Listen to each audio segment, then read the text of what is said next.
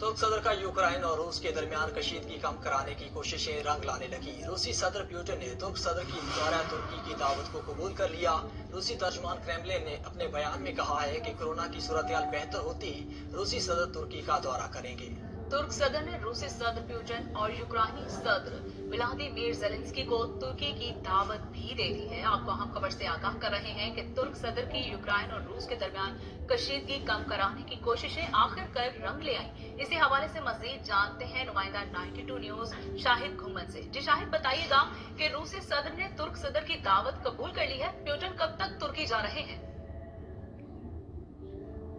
जी बिल्कुल, रूसी सदर पुतिन ने तुर्की के सदर तैयब एर्दोगान की दौरा तुर्की की दावत कबूल कर ली है।